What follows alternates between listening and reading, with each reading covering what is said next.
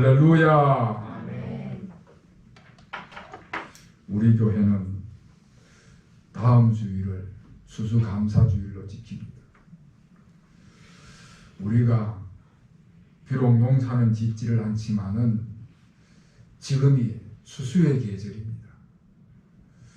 이 가을에 하나님의 은혜가 우리 모든 교우들에게 풍성히 임하시기를 주님의 이름으로 축원합니다. 추수감사주일 그러면은 풍성한 수확이 있는 그런 풍년을 우리가 연상을 하게 됩니다. 풍년이 찾아와서 풍요로운 삶을 누릴 수 있게 됐기 때문에 그래서 감사해서 그래서 하나님 앞에 감사 예배를 드리는 그 절기가 추수감사주일이다. 그렇게 생각하기가 쉽지요. 물론 틀린 말은 아닙니다만은 사실 추수감사절이 시작이 된 그때를 생각하면은 풍년이 들어서 풍성한 추수를 해서 그래서 하나님 앞에 감사 예배를 드린 그래서 시작된 추수감사절은 아닙니다.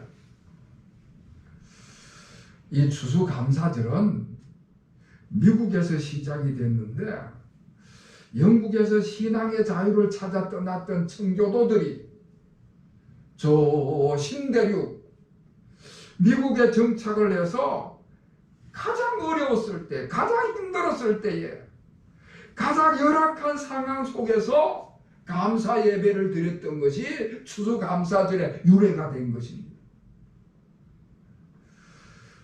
청교도들이 신대륙을 발견했지요. 미국 땅에 들어가게 됐지요. 낯선 땅이고 낯선 환경이고 그러다 보니까 풍토병에 많은 사람들이 죽어갔습니다. 낯선 땅에서 낯선 환경에서 농사를 지으려고 하니까 그 농사가 잘 될 리가 만무하지요. 그러니까 농사를 지으면은 해마다 흉년이 들어서 가장 최악의 상황을 맞이하게 되는 것입니다. 낯선 환경에서 낯선 땅에서 흉년이 들어서 최악의 상황을 맞이한 그 가장 어려운 때에 그들이 하나님 앞에 감사 예배를 드리는 것이 추수감사절이 된 것입니다. 할렐루야. 오늘 성경에서도 사도 바울이 가장 연약할 때 하나님께 도리어 크게 기뻐하고 감사했다. 그런 말씀을 해주고 있습니다. 연약할 때 연약한 것 때문에 하나님을 더욱 의지하게 되고 하나님을 더욱 의지함으로 하나님의 능력이 임하고 하나님의 능력이 임해서 연약하지만 도리어 크게 기뻐하고 감사했다. 그런 말씀입니다. 여러분, 사도 바울은 굉장히 장점이 많은 사람입니다. 사도 바울은 태어날 때부터 좋은 가문에서 태어났고 당시에는 최고의 시민권인 로마 시민권을 가지고 태어났습니다. 예루살렘에서 공부를 했는데 당시 최고의 랍비인 가마리엘 문화에서 공부를 했습니다. 최고의 학교에서 최고의 권위를 가진 최고의 학부를 가진 그런 율법 전문가로 성장을 했습니다. 거기에다가 바울은 헬라 철학도 정통했습니다.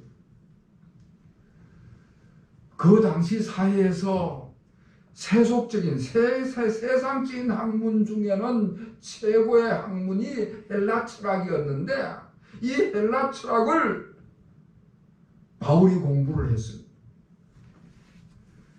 그러니까 바울은 유대교 율법에도 정통한 사람이었지만 세속적인 학문에서도 지성인 중에 지성인이 바로 바울이었던 것입니다.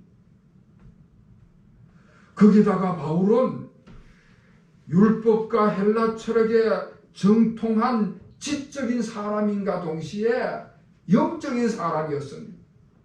아주 신비한 영적인 체험을 많이 한 사람이었습니다. 바울은 예수님을 믿게 된 동기부터가 달랐습니다. 바울이 예수님을 믿게 된 동기가 부활하신 예수님을 만남으로부터 시작해서 신앙생활이 시작이 된 것입니다.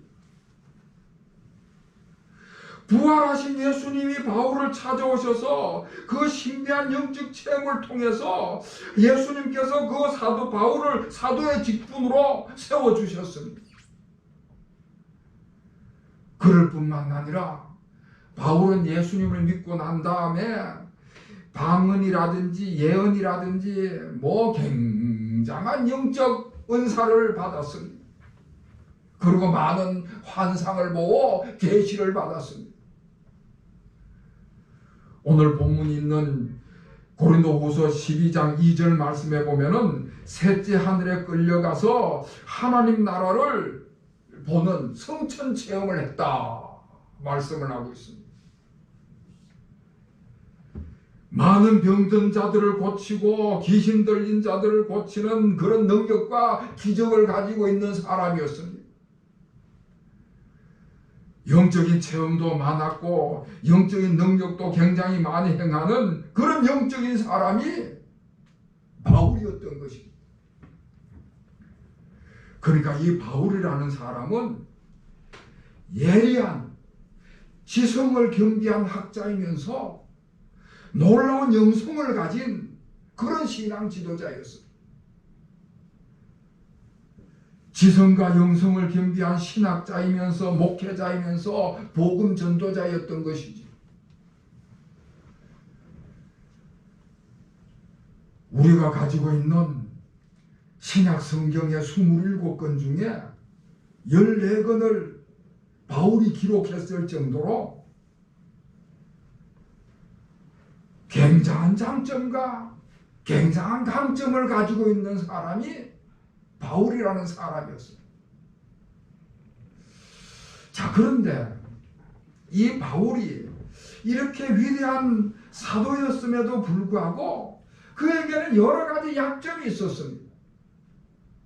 우선 제일 먼저 주의 일을 하는데 복음을 전하는데 많은 비난과 배척을 받았습니다. 성경을 14권이나 기록을 하고 수많은 교회를 개척을 하고 얼마나 열심히 복음의 사역을 했는데도 불구하고 그렇게 많은 비난과 배척을 받은 이유가 예수님께로부터 직접 가르침을 받은 사도의 정통성이 없다. 그런 이유 때문에 비난과 배척을 받았습니다. 사실 바울이 행한 사역을 보면은 12 제자들의 사역들보다 훨씬 더 많은 일을 했음에도 불구하고 바울에는 그 사도성, 그 정통성이 인정을 받지 못해가지고 주님의 일을 하는데도 불구하고 굉장한 어려움을 겪었습니다. 그리고 바울은 외모가 훌륭하지 못했습니다. 고린도후서 10장 7절 말씀에 보면 바울이 이런 탄식을 합니다. 너희는 외모만 보는도다.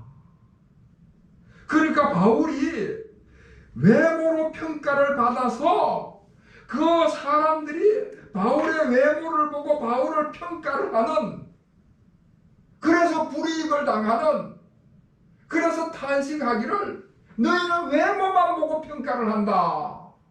그런 탄식을 했습니다. 바울은 키가 작고 못생겨가지고 처음 보는 사람들에게는 아마 비호감이었던 모양입니다. 호감을 주지 못해서, 거기다가 바울은 말을 잘 못했습니다. 은변이 약했습니다. 어떤 학자들은 바울이 말더듬이었다 그렇게 평가를 하기도 합니다. 고린도후서 10장 10절 말씀에 보면은 다른 사람들이 바울을 평가를 하는 이야기가 나오는데 그의 편지는, 그러니까 바울의 편지는 무게가 있고 힘이 있으나 그 몸으로 대할 때는 약하고 그 말도 시원치 않았다. 그렇게 이야기를 합니다. 그러니까 바울의 편지를 보면, 바울의 글을 보면은 그 글은 굉장히 힘이 있고 문장력이 좋고 대단한데 실제로 바울을 만나보면은 생긴 게 영 볼품이 없고 말을 잘못해서 시원치 않았다. 그렇게 이야기를 하고 있습니다. 그래서 바울 자신도 고린도후서 11장 6절 말씀에 보면은 내가 말에는 부족했다. 그렇게 스스로 인정을 하고 있습니다. 은변이 안 좋았다는 것이죠. 여러분, 전도자가, 설교자가 은변이 안 좋다는 것은 이건 치명적인 약점이 되는 것입니다. 이곳저곳 다니면서 복음을 전하고 설교를 하는 사람인데 외모가 볼품이 없고 말솜씨가 형편없다는 것은 그 사역에 굉장한 약점으로 작용을 하는 것입니다. 무엇보다도 바울의 가장 큰 약점은 바울이 육체적인 질병을 가지고 있었습니다. 오늘 7절 말씀을 보면은 육체의 가시를 가지고 있었다 하는 말씀을 하고 있는데 그 육체의 가시가 바로 육체의 질병을 말하는 것입니다. 어떤 사람은 바울이 안지를 가지고 고생을 했다 하기도 하고 어떤 사람은 바울이 간질병을 가지고 있어가지고 아주 힘들었다는 이야기를 합니다. 아무튼 안질이든 간질이든 사역을 하는데 그것이 장애가 되어서 그 육체적인 질병이 굉장한 약점이었던 것이지요. 그러니까 바울은 굉장한 장점을 가지고 있는 반면에 굉장한 약점을 가지고 있는 사람이었습니다. 굉장한 장점으로 인하여서 큰일을 할 수 있는 사람이기도 하였지만은 그 가지고 있는 약점 때문에 아무 일도 할 수 없는 그런 형편에 처하기도 한 사람이었습니다. 자, 그런데 여러분, 여기서 중요한 것은 이런 강점과 약점을 가지고 있는 이 바울이 늘 자기 자신을 이야기할 때, 자기 자신을 이야기하고 자기 자신을 소개할 때 장점을 이야기를 하지 않고 약점을 이야기했다. 우리 보통 사람들은 자기에게 장점이 있으면 그 장점을 자랑하고 내세우려고 할 텐데 바울은 자기의 장점보다 늘 약점을 이야기를 했습니다. 물론 바울도 예수님을 만나기 전에는 자기의 장점을 살려가지고 승승장구하던 사람이었습니다. 그런데 예수님을 만나면서부터 하나님의 뜻을 깨달으면서부터 자기 자신의 내면을 살피면서부터 자신의 장점을 이야기를 하기보다는 약점을 소개하는 그런 사람으로 변했습니다. 자기의 장점을 살려나가면서 세상적으로 성공하는 것 같이 보이지만은 눈에 보이는 것이 전부가 아니다. 그걸 깨달았습니다. 그 반면에 자신의 약점 때문에 고통을 당할지라도 연약한 것 때문에 하나님을 더욱 의지하게 되고 하나님을 더욱 의지함으로 하나님의 능력을 체험하게 되고 하나님의 능력이 임해서 연약하지만은 도리어 크게 기뻐하고 감사했다. 할렐루야. 바울은요, 자신의 육체적인 질병 때문에 하나님의 뜻을 깨달았습니다. 육체의 가시가 너무 고통스럽고 그 육체의 가시가 복음 사역하는 데 장애가 돼서 바울이 하나님께 그 육체의 질병을 고쳐주시도록 3번이나 간구를 했다 말씀을 하고 있습니다. 그런데 하나님의 응답은 거절이었습니다. 그렇게 간절하게 하나님 앞에 구하는데도 하나님 앞에 그렇게 간절히 바울이 기도를 하는데 하나님이 바울에 대한 응답은 다른 데 있었던 것입니다. 여러분, 오늘 구절 말씀이 바울에게 주신 하나님의 응답입니다. 하나님의 대답입니다. 우리 구절을 다 같이 읽겠습니다. 시작. 나에게 이르시기를 내 은혜가 내게 족하도다. 이는 내 능력이 약한 데서 온전하여 지리라 하시니라. 그러므로 도리어 크게 기뻐함으로 나의 여러 연약한 것들에 대하여 자랑하리니 이는 그리스도의 능력이 내게 머물게 하려 함이라. 아멘. 바울이 육체의 질병이 떠나가기를 하나님께 3번씩이나 간절히 간구를 했는데 하나님이 어떻게 응답을 하시는가 하면은 내 은혜가 내게 족하다. 그저 아픈 채 지금 가지고 있는 그걸 끌어안고 그것에 만족하면서 살아라. 고쳐주지 않을 테니까 그대로 살아라. 그렇게 응답을 하시는 것입니다.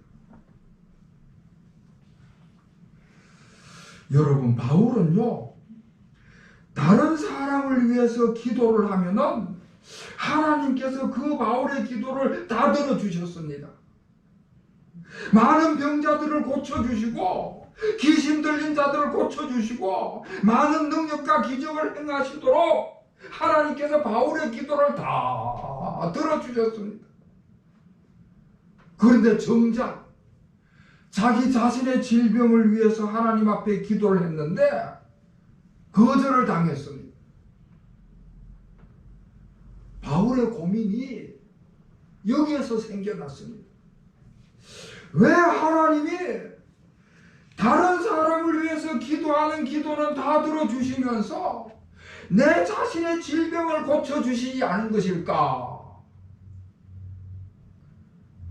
바울이 기도하는 가운데 그것을 깨달았습니다. 하나님의 생각과 내 생각이 달랐기 때문이구나.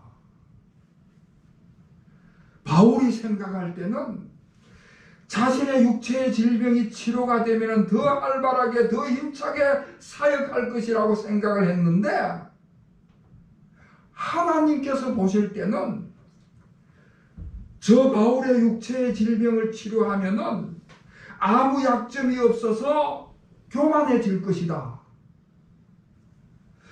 지성과 영성과 세상의 모든 장점을 다 갖췄는데 육체의 질병이라도 없으면 얼마나 교만할까. 사랑하는 성도 여러분, 하나님께서는요, 바울의 건강보다는 바울의 겸손이 바울에게 더 유익하다. 하나님께서는 바울의 건강보다가 겸손히 주의 일을 하는 것이 더 유리하다. 그래서 바울의 간구를 들어주시지 않았다는 것입니다. 결국 바울이 기도하는 중에 깨달았지요. 하나님께서 자기 기도를 들어주시지 않은 것은 자신의 육체의 질병으로 인해 가지고 연약한 것이 자신에게 오히려 더 유리하다는 것을 연약한 것이 자신에게 더 유익하기 때문에 하나님께서 자신의 기도를 들어주시지 않았다는 것을 깨달았습니다. 하나님의 뜻을 정확하게 알고 자기 자신을 바라게 바라볼 수 있게 된 것이지요. 자신이 연약하게 되면은 옛날같이 젊을 때 성성장구하던 것과 같이 교만해져서 겸손을 잃어버리게 된다 하는 것을 깨달았습니다.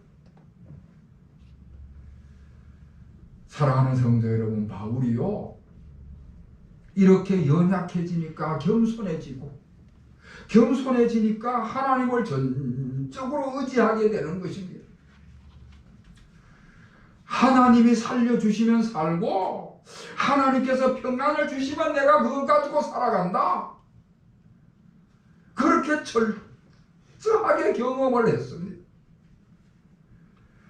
하나님의 능력만으로 내가 하는 이 사역은 내 힘과 내 능력과 내 지혜로 하는 것이 아니고 하나님의 능력으로 이 사역을 감당한다는 것을 철저하게 깨달았습니다.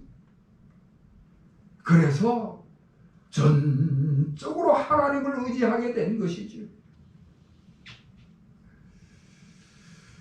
사랑하는 성도 여러분, 하나님께서는 인간이 연약해서 겸손할 때, 그래서 하나님을 전적으로 의지할 때 그때 하나님이 일하시는 줄로 믿으시기를 바랍니다.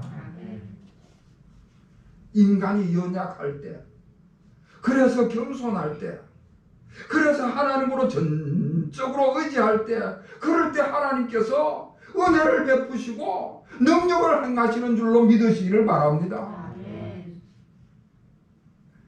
인간이 스스로 강하다고 스스로 교만해서 자기를 드러내기 시작을 하면은 하나님은 가만히 지켜보시기만 하시고 일을 하시질 않습니다.